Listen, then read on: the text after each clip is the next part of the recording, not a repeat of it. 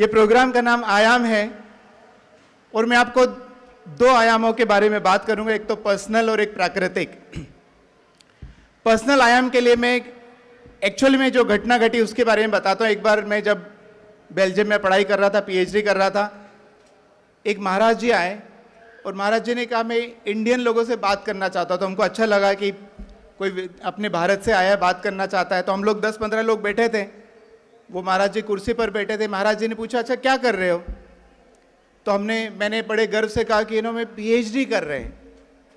तो महाराज जी ने पूछा अच्छा पीएचडी क्यों करना है? तो हमने कहा हमको ज्ञान हासिल करना है, साइंस को आगे बढ़ाना, ऐसा करना वैसा करना। महाराज जी ने बोला ये सब बकवास, सही बताओ तुमको अच्छी नौकरी चाहिए है ना? तो हमने बोला हाँ महाराज जी बात तो सही, अच्छी नौकरी चाहिए। तो उन्होंने पूछा अच्छा अच्छी नौकरी क्यों चाहिए?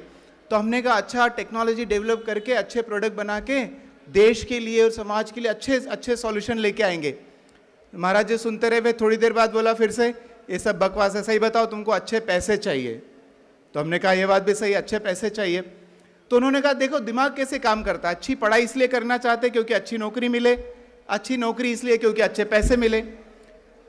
अच्छा उन्होंने कहा, महाराज जी ने कहा एक काम करते हैं, सबको 1-1 करोड़ रुपए दिए, सबके बैंक अकाउंट में 1-1 करोड़ रुपए रखें, पर एक शर्त है वो पैसे का उपयोग नहीं कर सकते। तो इस बार हमने महाराज जी को कहा महाराज जी क्या बकवास है, पैसे तो इसलिए चाहिए क्योंकि उपयोग करना चाहते हैं।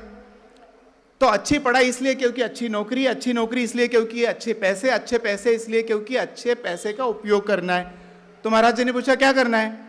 तो हमने कहा महाराज जी एक बड़ा बंगला होना चाहिए और एक गाड़ी होना चाहिए। तो महाराज जी ने एक काम किया, सब लोगों को 1-1 बंगला दिया और सब बंगले के आगे एक गाड़ी खड़ी, BMW खड़ी है। फिर महाराज जी ने कहा एक शर्त है। क्या शर्त है? क्या शर्त है? ये बंगले गाड़ी का उपयोग नहीं कर सकते।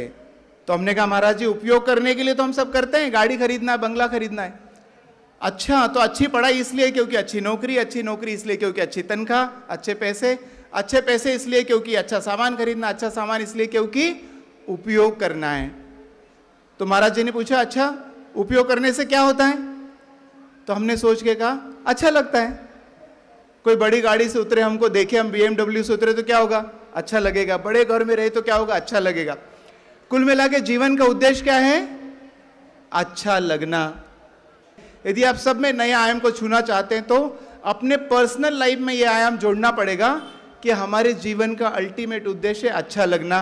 तो चाहे हम पढ़ाई कर रहे हो ना कर रहे हो, किसी ने डांट दिया, अच्छा काम मिला नहीं मिला, हर काम में अच्छा लगना पड़ेगा, अच्छा लगना चाहिए, वही जीवन का उद्देश्य। तो ये आयाम में प्रगति करना। दूसरा आयाम है प्रकृति। यदि आपने किसी ने भगवान के दर्शन किए, सही में कितने लोगों ने भगवान के दर्शन किए? किसी ने किए नहीं।